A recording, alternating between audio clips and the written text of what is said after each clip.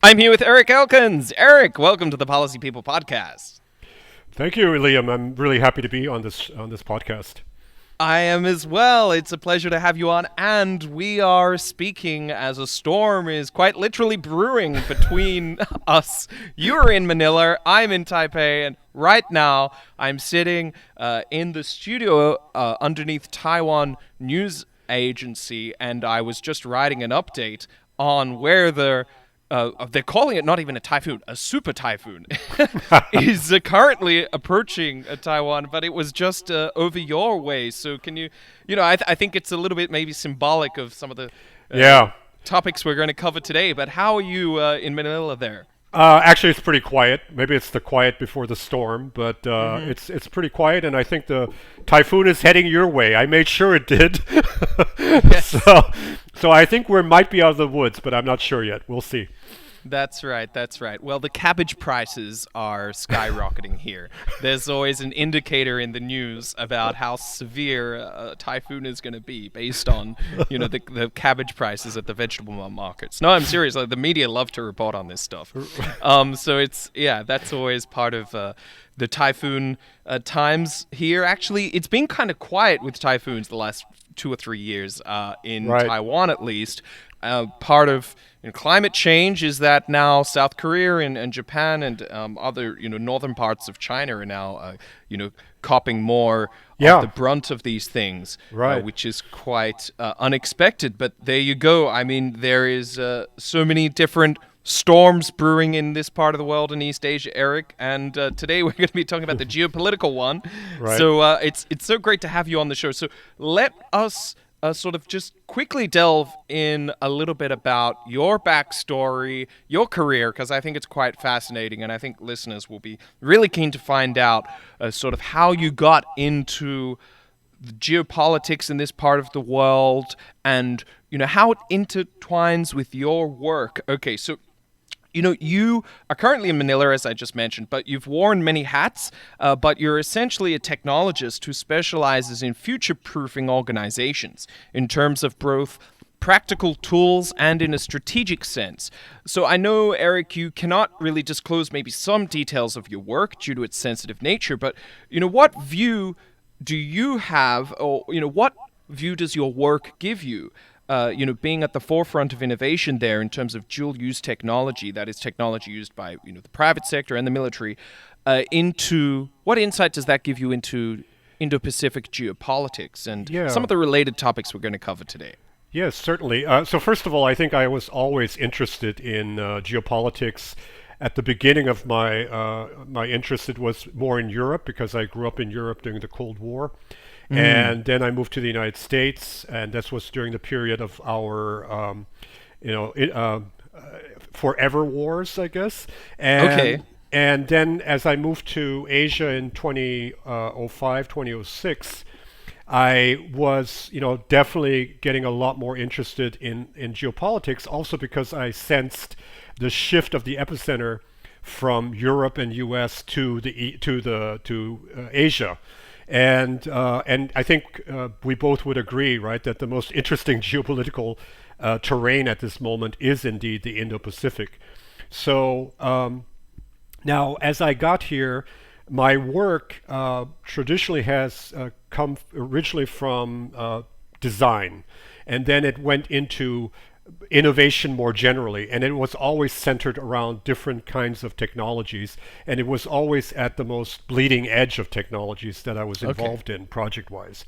And yes, you're right. A lot of it is for civilian use, and some of them is also for military use. So, and as I came to Asia, I came already with the perspective that I looked at China in particular and Asia in general differently from most expats that I ran into.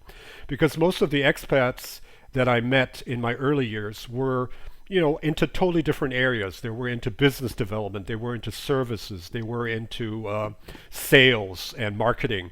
And, if you think about it, in those professions and disciplines, you're here because you have a very optimistic outlook of Asia, and you basically are blinded by the potential, the market potential of both China and Asia as a whole. So in my case, coming from this technology and product development side, it was a little different because very early on, just within years of being here, I ended up working in China for about 3 years. And I had, really interesting friendships and relationships that developed during that time, and lots of discussions. And it opened my eye to what I believe is, a better understanding of the Chinese society's mindset at this point in time. So it's not just, the government and who's ever leading that government. It is a overall evolution that's been happening in China, with the Chinese feeling more and more confident of themselves, of their system, and also want to take their place in history. And Sure. so when I lived in Shanghai, I picked up on a few things very early on. And so it's kind of about, I would say, coming back to your question, it's about the context that I found myself in. And it's about also the second part, it's about methodology of how I think, how I approach a subject, a problem, an insight that I want to develop. So on the context side, I very early looked at China not as this wonderful land of huge potential markets, but rather as the first real peer competitor to the US, much more so than the Soviet Union ever was. And so I immediately looked at it through that lens, and rather not through the rosy lens of a salesperson who would say, oh, China is going to be the future because we're going to sell more widgets in that country. So I think this sense that I'm dealing with a competitor that I have to be cautious because it could backfire on me, and especially now with some of the projects we have, which are defense related, I'm even more mindful. Like, maybe 2 years ago, I would have thought of nothing to go to Hong Kong and work, talk to my clients and contacts there to sell some of these technological solutions. Now, this would not even be remotely thinkable. So I think I was aware early on that we're dealing with a completely different competitor, and a competitor that's most likely going to turn into a real geopolitical rival. So I think that kind of colored my process of looking at China, looking at the situation geopolitically here in Asia. And in terms of methodology, I think that also played a role, because as a designer, that's what I'm originally, and that I was originally trained as a designer. You are taught to observe people first and foremost, and to come up with ideas in a non-linear thought process. And that's what I was getting really, really good at because of my profession. And I started to apply it in the analysis of some of these geopolitical developments. And that's why about 10 years ago, I think I was already quite sure of some of the developments that have since materialized. No, I think that captures it quite well. And you're right, Eric. Designers do think differently.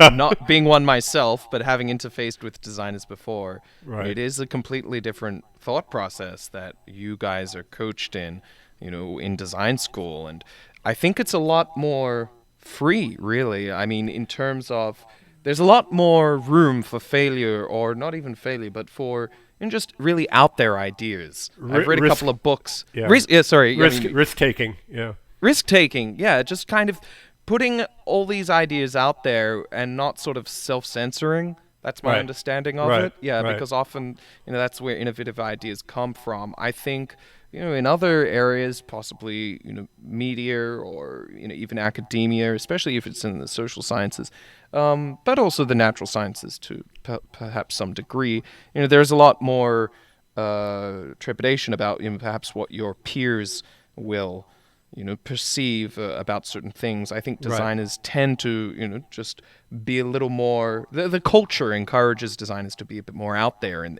their sort of views about things, and to try things and experiment. So it's great that you have that background, because I think that you have some quite interesting concepts and original ideas to share with us.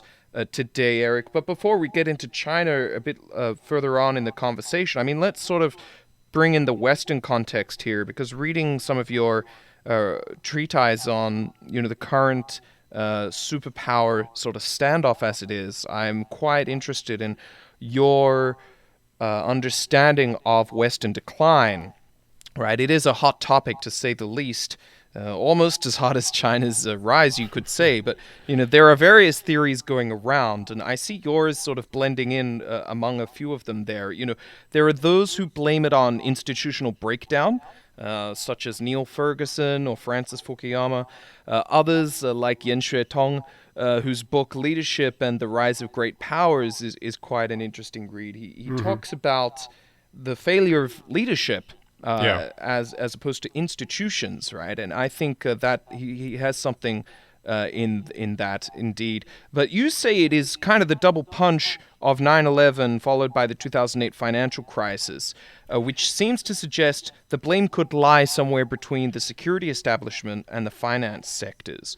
So could you walk us through your thinking on this, Erich? And I guess, what do you think caused the West to go this way? And do you think things could have worked out differently had another set of policies been implemented at the time of those tragic events?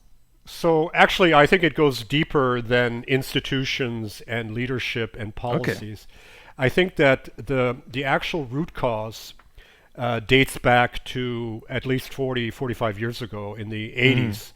And that was the the emergence of trickle-down economic policies by both Thatcher and Reagan, right, in the mid-'80s, early '80s. And I think that led to ultimately to a hollowing out of very important core constituencies in the U.S.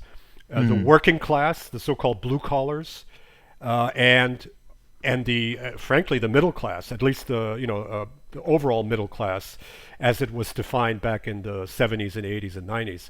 And I think that the policies that were implemented at that time led to the complete outsourcing of manufacturing, for example, from the US to Asia, primarily to China. And all of that, I think, has really undermined the core pillars of Western democracy and institutions, at least to the mostly in the US, but I think you're starting to see a little bit of that in Europe as well. So I think that is one root cause.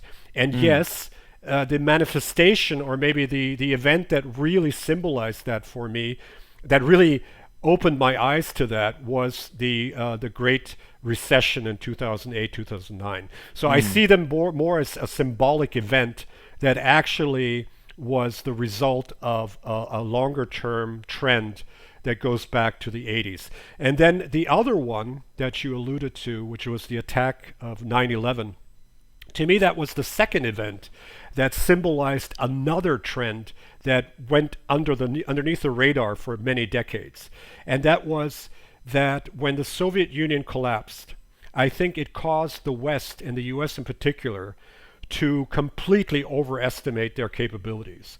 It triggered a Western arrogance and an almost imperial overreach. And that led to a counter-reaction, which was, the Islamic, the radical Islamists deciding to attack us on our home soil in a most unexpected manner. And I think ultimately, what was our reaction on that? It was going even further into this overreach by kicking off these, in my opinion, completely futile and wasteful nation-building exercises in Iraq and in Afghanistan. Yes. So I think it all became a huge distraction, and I think all of this has led to the undermining of the institutions you're referring to and the leadership. I mean, maybe it meant that our society started to, atrophy in a way, right? People that would have been really good leaders were turned off and went into other disciplines. So I think there's a lot of reasons that have come out of these two developments that I think have led to where we are now. And something that I almost sometimes refer to as akin to a nervous breakdown almost. It seems like Western Mm. society is on the verge of just completely breaking down. And Mm. It I is would quite have, alarming. yeah, Mm. it is very alarming. So, but I think we have to understand, in my opinion, how it started in The order to start trajectory. in order to start fixing it. Yeah. Sure, yeah, and there are some interesting threads I'd like to pick up on there. Yeah, I think definitely trickle down economics and neoliberalism, broadly defined, seems to have really stuttered and sort of failed us, at least in the last decade.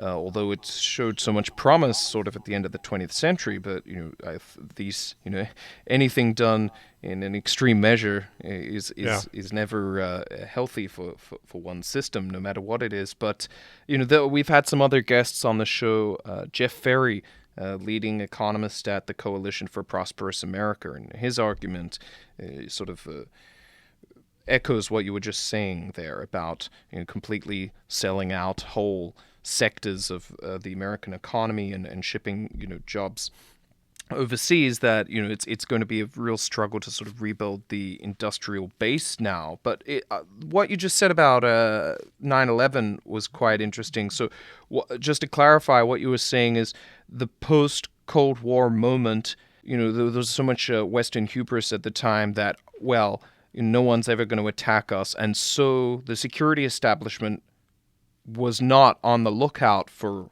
risks such as Al Qaeda and Islamic terrorism, and that is sort of what led to 9/11. But then after that, again, it was an overreach by the security establishment that.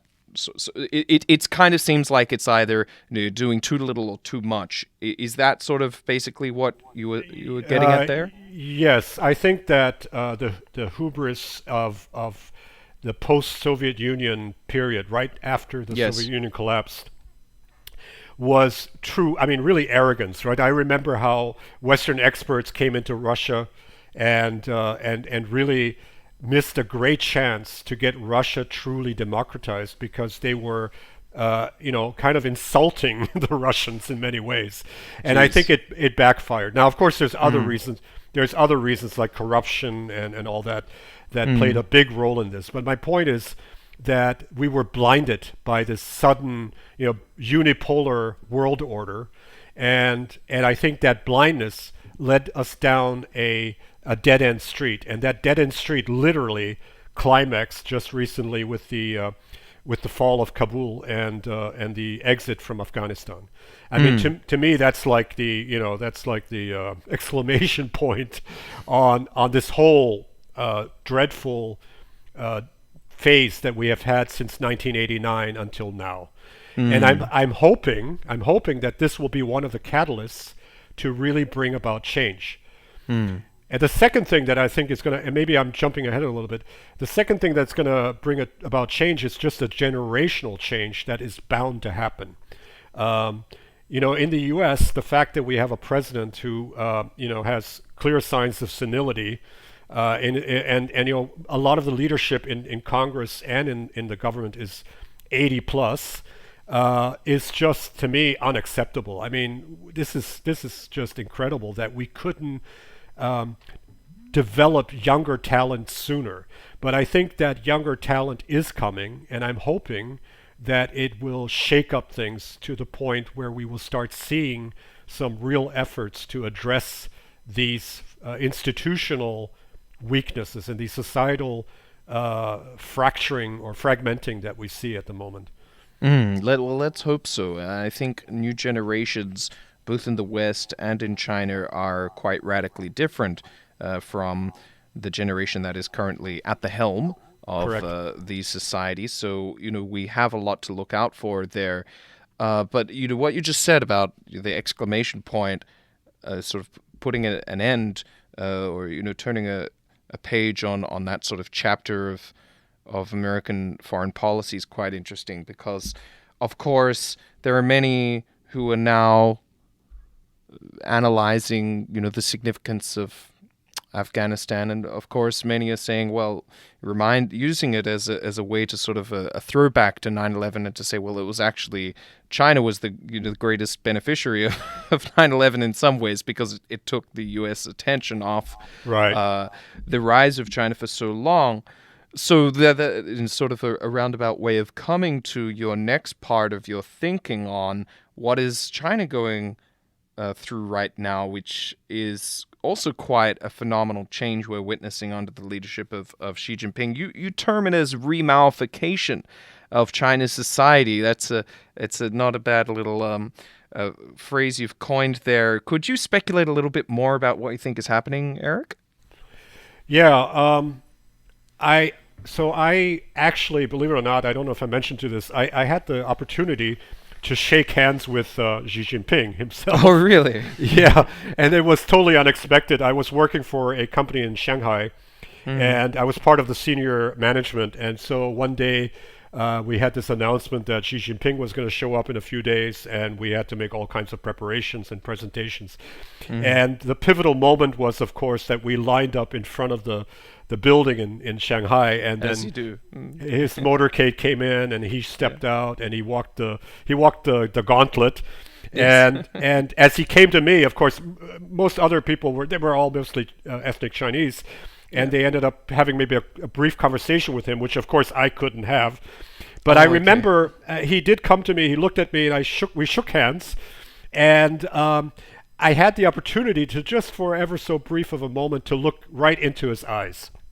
And that was a really pivotal experience because I remember coming away with this feeling that I just looked at someone who's probably the most steely-eyed, most determined politician or leader I can ever imagine, right? Really? Wow. And even at that moment, the realization that you're facing a historic person is what really struck me. I mean, I was like really, really starstruck, but at the same time, in a bit of an ominous way. I just had this sort of subliminal feeling that, this person we're gonna hear a lot about him.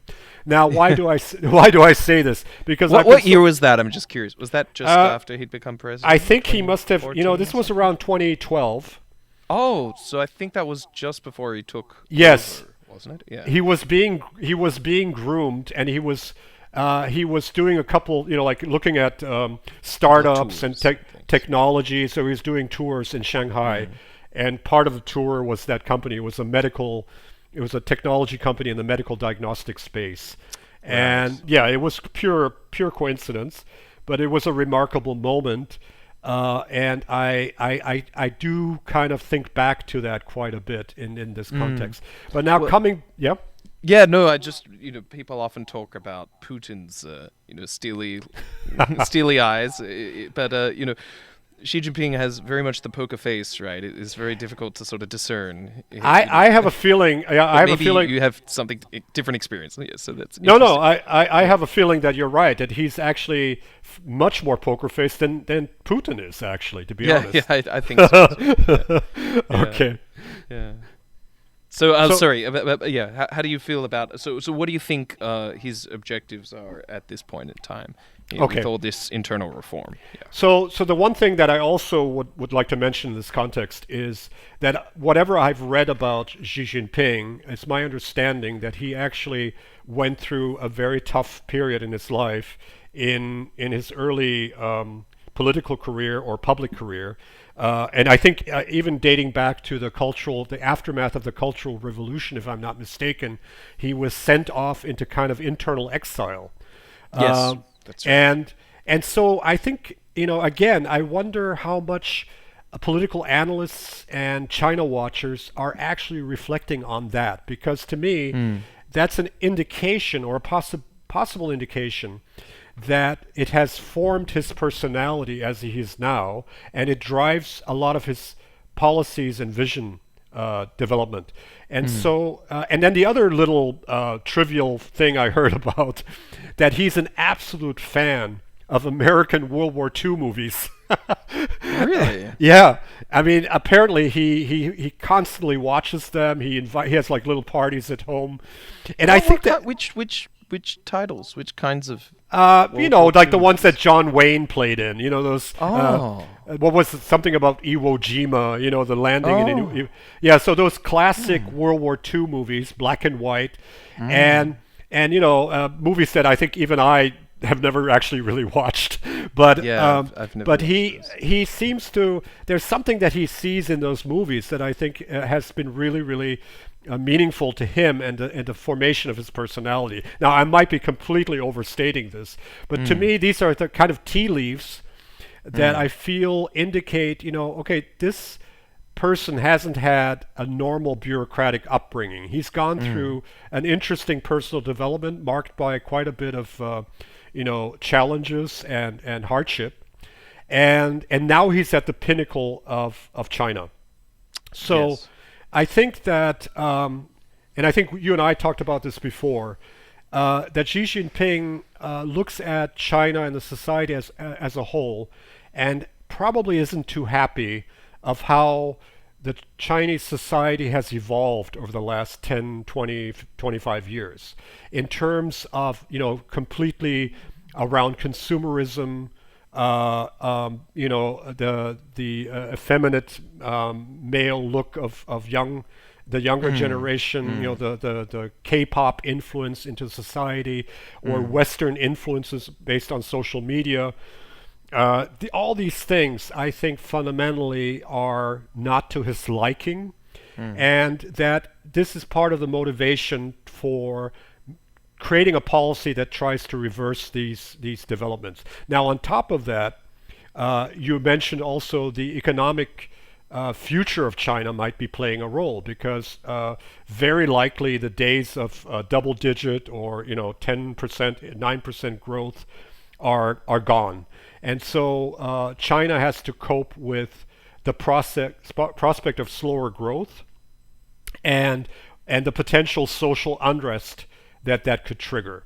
And Yes. so I think this Maoification or Re-Maoification initiative plays into all of that. It's trying to address that on a grand scale. He's trying to mobilize the population.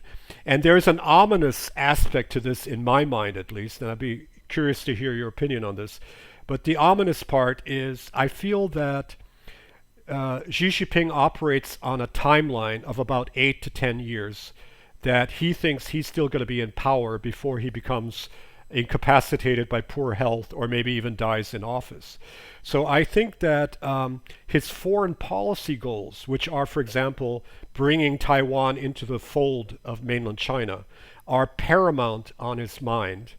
And, and I think they are so important to him that we're looking at an increased likelihood of actual warfare. So not just a peaceful takeover of China, of Taiwan, but actually an invasion of some sort in the next 6 to 10 years. I see this timeline or time window shrinking, and as a matter of fact, the new head of the Indo-Pacific Command, who's a Navy guy Yes. in the U.S., testified a few months ago, and he said the same thing.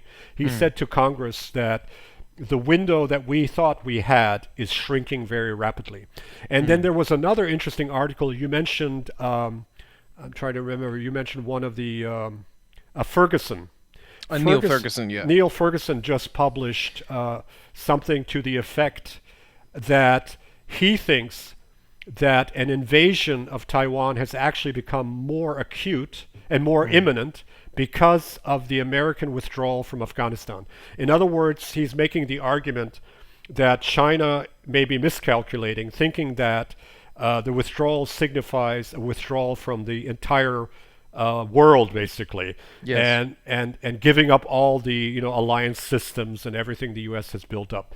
And therefore, he's prognosticating that there might be an earlier intervention or invasion than most people anticipate.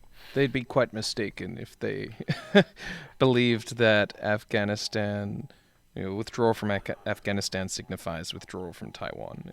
At least I would that's I my would argument agree. that I put Yeah. in an op-ed recently. Yeah, but I'm not. Yeah, it's hard to tell. I think there are those in China's policy circles who would see renewed sort of focus in the Indo-Pacific, and America sort of finally closing, winding up Afghanistan as probably meaning that it's now got a tougher job of taking over Taiwan, if that's what is next on its agenda after now that Hong Kong's basically done and dusted, as it were. Right.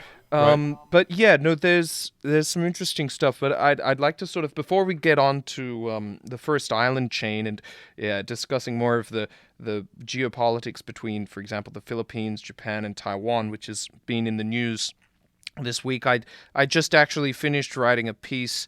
I was at a conference in Taipei this week, where it was a conference about Taiwan-Japan relations, and we had Japan's deputy defense minister pop in, via a teleconference call, and he said some things which have provoked the ire of Zhao Lijian, who is the probably the most prominent of China's wolf warrior diplomats. Mm-hmm. And so he's sort of fired back today. Basically, the Japanese deputy defense minister said, Taiwan security, Japan views as its own security. It's our own affair, basically. Yeah. So, this kind of rhetoric is constantly being lifted. But before we head down that path, just sort of to put an asterisk mark next to that and come back there in a minute, I just want to sort of reflect a bit more on Xi Jinping's current reforms, because to me, people are trying to sort of thread them together. Okay, on the one hand, you have this what they call like the tech backlash,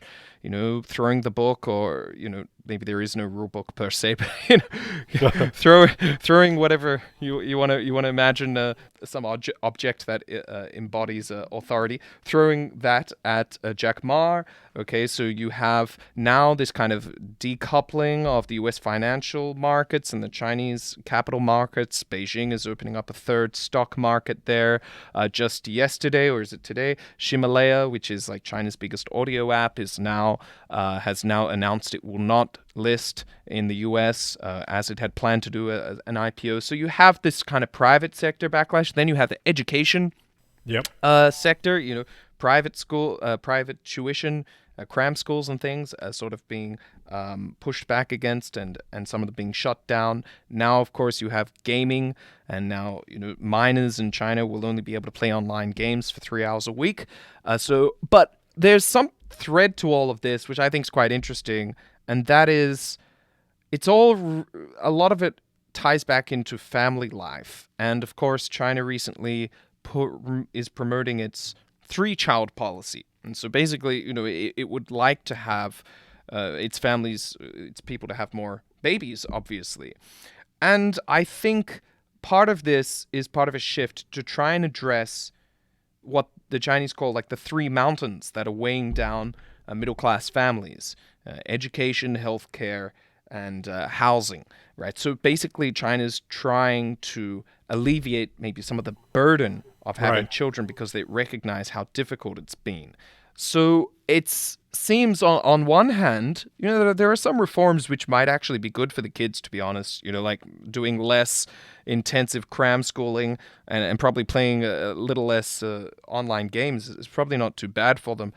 However, there are some trade-offs. Now you have the state sort of basically making decisions that were typically made by parents, right? So in some sense, it feels like the governance structures and the family unit are becoming more and more tightly intertwined. And in some regards, you could say, well, this actually could create a more family-friendly China. And when I say that, I mean a China that is an environment in China which is more conducive to having children and to raising families, which would be a positive. And on the other hand, if the government is having a deeper reach into how you actually run your family, including what you let your kids do after school hours and everything, that certainly comes at a cost. So I'm not, I think we haven't seen the end of this, but also what you just referred to there is pushing back against cultural sort of softness, and gender sort of roles changing as well is a big part of this, I think, as well, because of course if there is a huge rise in transgender people in China, or like the amount of people who sort of come out, as it were, or want to have some sort of procedures to change their genders. Of course, that the government would view would not help population numbers, I'd imagine. So there's all of that is tied in there as well. So I think there is an interesting kind of shift going on. And it seems the family unit is the target of this. And it could actually be the thing that the CCP is now trying to build its legitimacy upon, rather than, I guess, before Deng Xiaoping, the portion of the population that was being targeted was the workers, right? China was supposed to be a workers' paradise, or the peasants as well. And then after that was the entrepreneurs. They were sort of seen as the models for everyone to follow. Whether or not you could actually be an entrepreneur or not is another question. But at least they were held up in high esteem. Like, let's all, get rich, and that was the important thing. Now it could be the family. Now it could be, let's build a family-friendly China, because we're going to be a middle-income country, or we're going to see slower growth, and so we need to shift the focus from not astronomical record-breaking GDP growth, but to how we're going to share this huge pie we've now built. So we need to share the economic fruits around and share them with families. Yeah. So those are my thoughts. Yeah. I think these are actually very good observations, and I think it plays into a couple of things that I picked up on.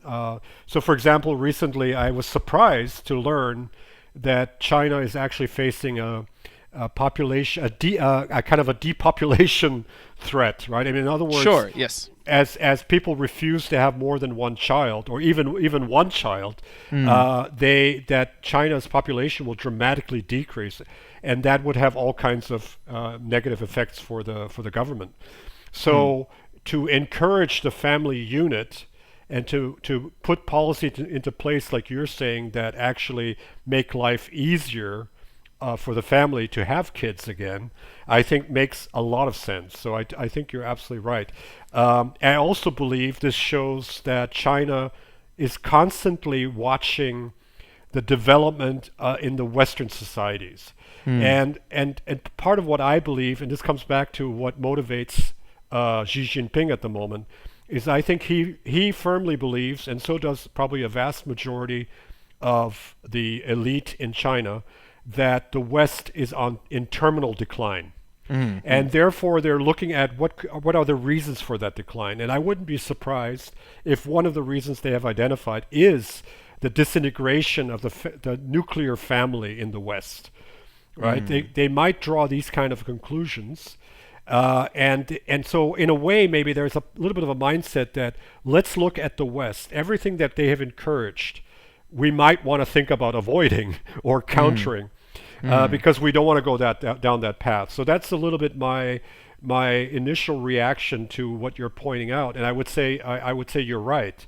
But I think it still sort of fits into that overall impression of what I have in terms of Xi Jinping's motivations. What's driving him, right? What is it that makes him now look at surpassing the West at this moment rather than waiting? As you probably know, in China there's this sort of discussion going on, I guess, behind the scenes. Should China be more like Deng Xiaoping, wait patiently until your time really comes? Or should they make the move, as I think Xi Jinping seems to believe? So I think there is this kind of tension right now in China. And of course, Xi Jinping is the undisputed leader at the moment. But I am sure that there's a lot of people in the leadership in China who think slightly differently and would rather have China sort of bid its time a little bit more, be more patient, a little bit longer. And I think that's the key dynamic right now within China. And I think it matters in our discussion right now in the sense of, will there be a flashpoint in the form, for example, of invasion of Taiwan that will trigger a cataclysmic clash between the West and China?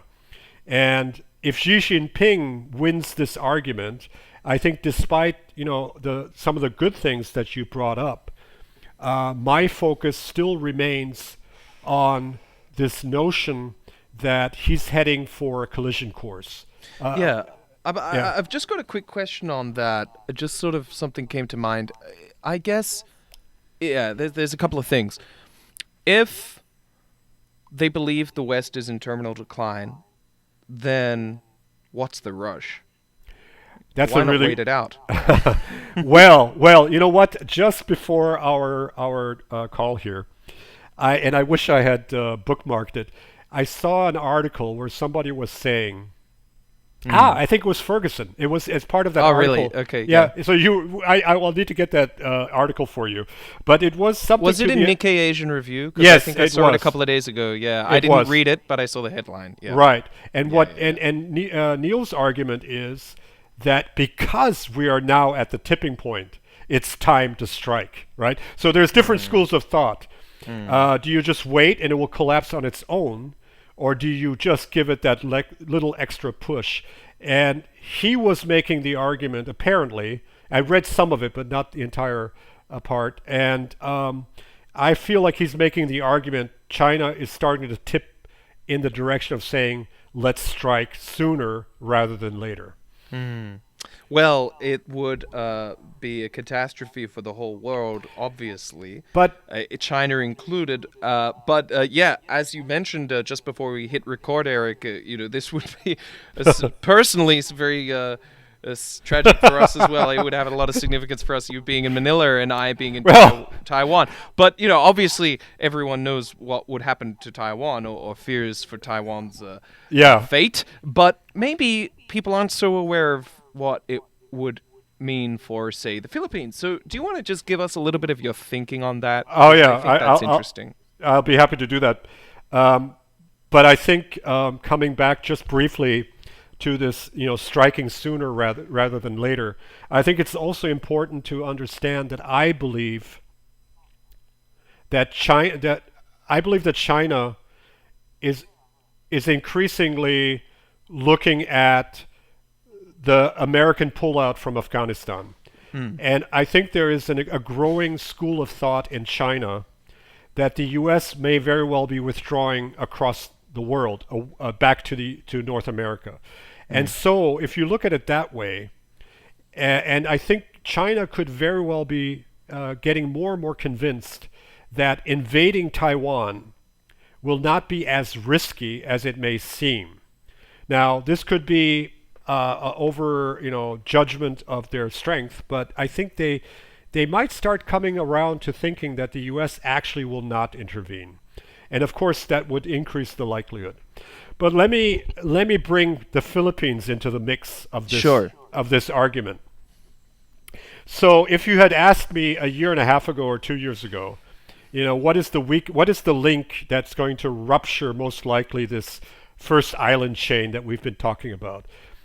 If there ever will be, and if there ever is, a war between the United States and China, it will be a war that is going to be primarily fought in the maritime domain. So it's going to really involve the navies.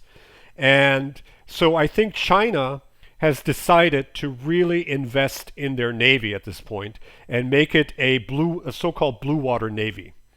But the problem they continue to have, and they will continue to have as long as this first island chain remains intact, is that they do not have unobstructed, unobservable access to the Pacific. Now, this is very, very much different from the United States, which was blessed with having access to two oceans, not just one. But China at this point doesn't even have free access to one ocean. So this is a really paramount concern, and I think something that China really wants to resolve. So I think invading or taking over China through sheer pressure is motivated not just by nationalistic emotions, but it's motivated by geopolitical calculations.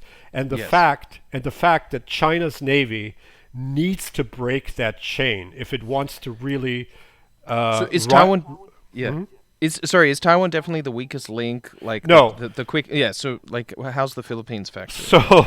So I came to the conclusion over the last year and a half after I moved from Singapore to the Philippines that and watching the internal politics here, that Philippines probably plays a much more significant role in this discussion than I originally thought of, Okay. and that there's already been evidence that's been published that the current president, during the election that was about almost 6 years ago, that he was backed by Chinese interests, and that China actually is boasting in diplomatic circles that they were instrumental in determining the presidency of the Philippines the last time around. That's right. Yes. So this is already something we can take for fact. Now, we project out to the next election, which is next year.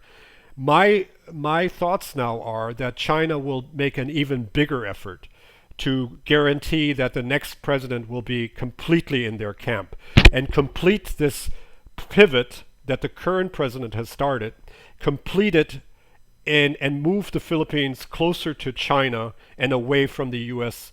defense alliances. And so I'm watching the next election in the beginning of next year very, very closely to see what's going to come out of that. And if my worst fears are realized, then I think we might be looking at the real prospect of China positioning armed forces in the northern part of the Philippines. So in Luzon. In the northern part of Luzon. And that would Right. include, actually, interestingly enough, ironically enough, the former giant bases the U.S. had. Subic Bay? And Clark. Yeah, Subic Bay and Clark. Yeah. Clark, right. Clark Air Base and Subic Naval Base. That would be a pretty massive turnaround. I mean, didn't the Philippines just ratify the VFA, the Visiting Forces Agreement again? No, recently? so what's really going on there is Okay. the VFA is only one component of a bigger defense agreement that has been worked on in the previous administration, Noynoy Aquino. And so there's the VFA component, and then there's something called DECA, D-E-C-A. And I think that one is the actual strengthening of the current defense agreement the U.S. has with the Philippines. And what I mean by that, DECA, D-E-C-A, actually has provisions to allow the U.S. to pre-position material, war material, in the Philippines on a total of 6 to 8 bases that are scattered throughout the Philippines. So what it means is the U.S. is not going to come back and reoccupy Clark and Subic. But what they're doing is they're creating lily pads throughout the Philippines, and those lily pads will be used in the case of a war where American forces are coming in, and then they have the equipment already pre-positioned. So it is just as good, you could say, almost as good as having, or probably better than having forces, large forces stationed permanently in a country. And so this is referred to by the American defense establishment as a lily pad strategy. And the same thing is happening in Africa and other places. So now DECA was never ratified by the new president, right?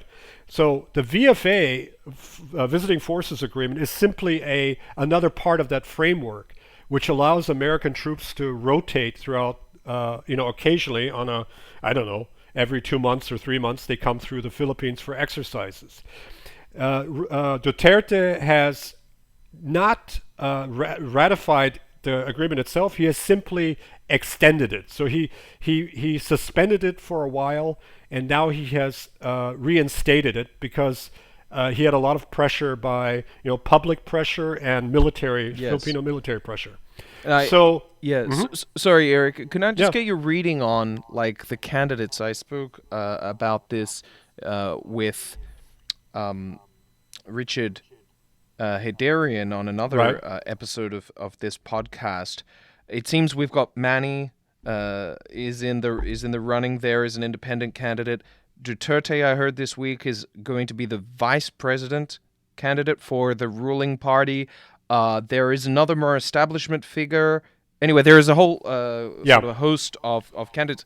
Who would you who would you pick as the likely winner at this point? And what would be which candidate would be, I suppose, the anti-China or the more pro-establishment or pro-US position rather than Duterte? Can you just give us your sort of brief summary Yeah. there? So first of all, the picture of what candidates are actually lining up for next year is still quite murky, and Okay. there's like surprising developments happening every week. So originally, the current president wanted to team up with his daughter, Yes, right. Sarah, Sarah, right? Sarah Sarah? Duterte, Yeah. and run as a vice president because the Constitution doesn't allow him to run as a president again, but he can run as a vice president. And the speculation was that if he does that and Sarah eventually steps down during her term, he would be able to claim the presidency again. So there's this kind of little chess game going on in the back. But then, surprisingly, Sarah, his daughter, apparently decided that she doesn't want to team up with her dad. She wants to team up with Marcus, the son of Marcus. Okay. So now I would say at the moment, and again, this is very fluid, but at the moment I would say that combination, Sarah Duterte and Marcos, I forget his first name right now, would be the more likely pairing that will succeed. And now back to your question, how would this affect this dynamic of whether Philippines is going to swing fully back to the US or fully to the Chinese side, with obviously huge repercussions geopolitically? Um, I, I, I would tend to believe that Marcos and Sarah Duterte may follow a more nationalistic direction, and then it really depends. Do they think China is more important for the Philippine nation in the future, or do they think the relationship with the U.S. is more important? And public sentiment would lead me to believe that it would be the latter, not the former, but it's hard to say. So I would say a Sarah Duterte and Marcos combination probably would be more rational and more pragmatic, and it might be slightly more pro US, I think. Right. What is Yeah. Manny's position? I think he would. I'm not sure. Yeah. So he was part of the he was part of the governing party, but he was recently kicked out because he was bold enough to criticize the president openly about the way he managed the pandemic and about the corruption levels. Because Okay. Duterte came to power because he was going to fight corruption, Sure. but apparently the reality is corruption has gotten worse. So but Pacquiao is a populist, I would say. Okay. And the question would be, if he does run, and if he teams up with someone like the current vice president, which is Robredo, a woman, a lawyer, then this could be also a very good combination, right? So you have somebody who's spoken out against China's taking over of the South China Sea, and you have a lady a lawyer that's basically very, very rational and pragmatic in how she solves problems. So I think it could be a really, really good combination. I don't know which one would end up as the presidential candidate, but probably Pacquiao. Eric, I'm conscious of time, and Yep. yeah, but I have sort of one more question I want to dig in with you. I think it's quite an interesting concept you have that I'd like to share with the listeners. It's about the Cold War, right? I mean, I, for one, am quite tired of hearing this ongoing debate, in policy circles about whether or not we're in a Cold War right now. Because to me it seems like it's obviously an imperfect term. Yes, obviously competition with China now is quite different from the how it was with the USSR.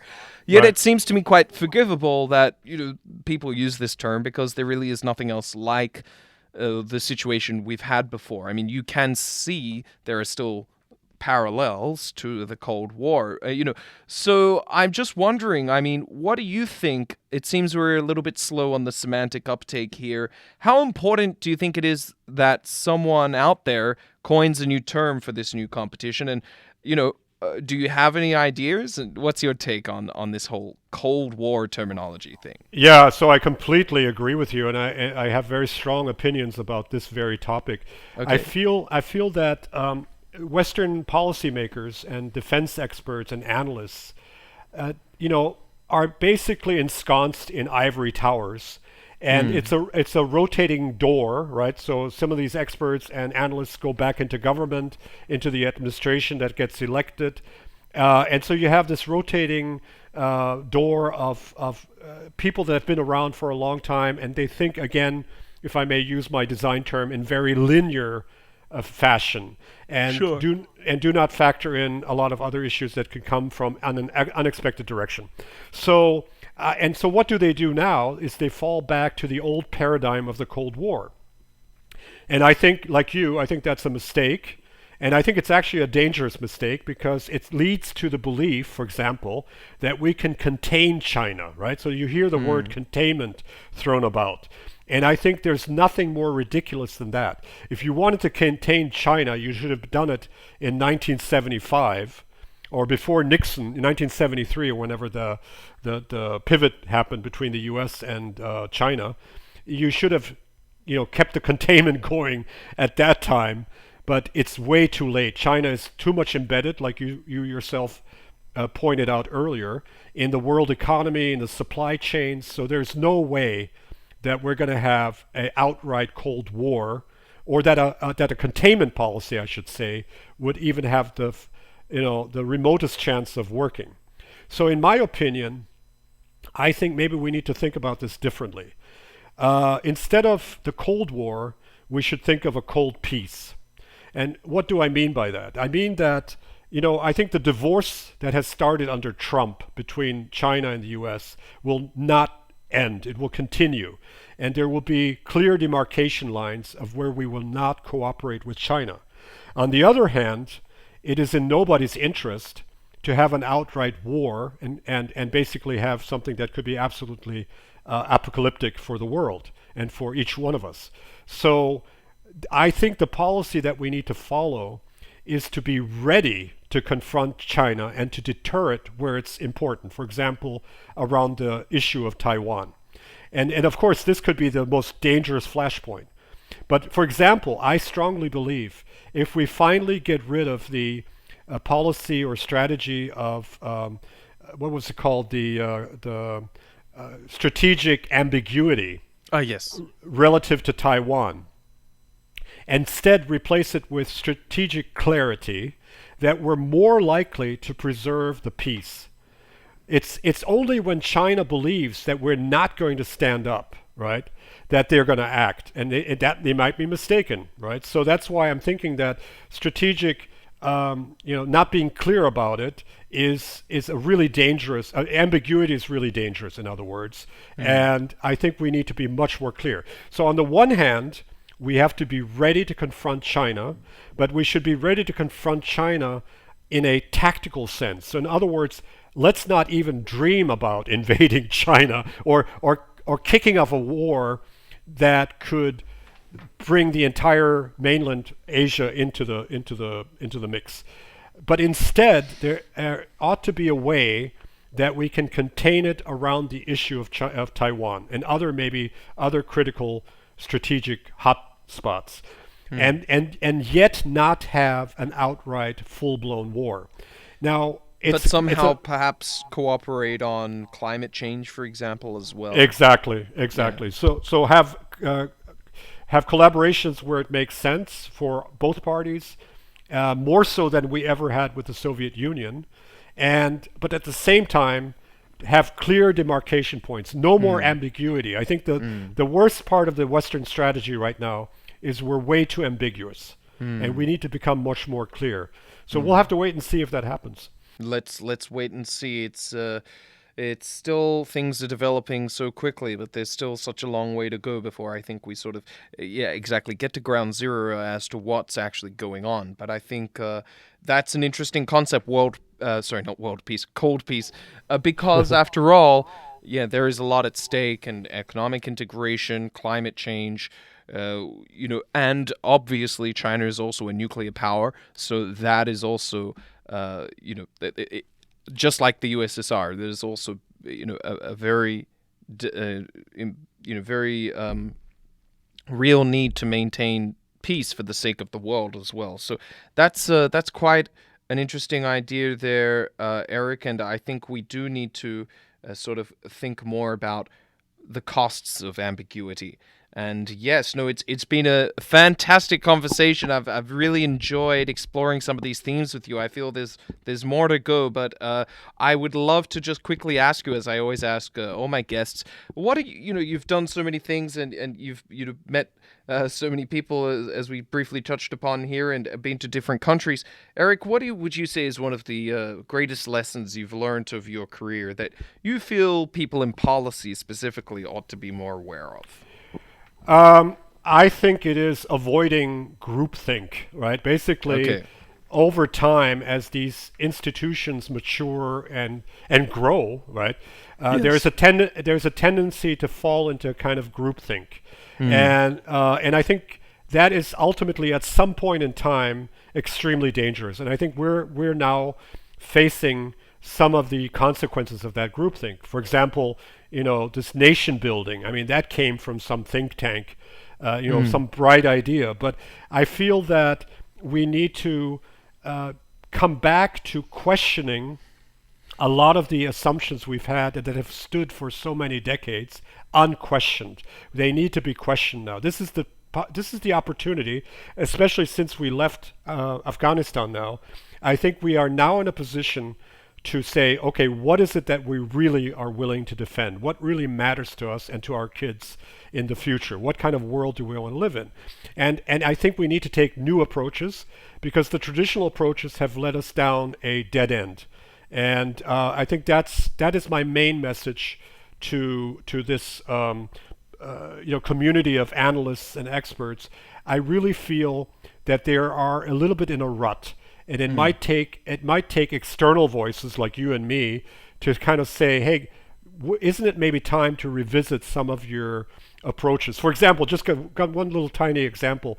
Sure. One thing that I also feel I can see in the Western societies is this overemphasis on data, on quantitative evidence, right?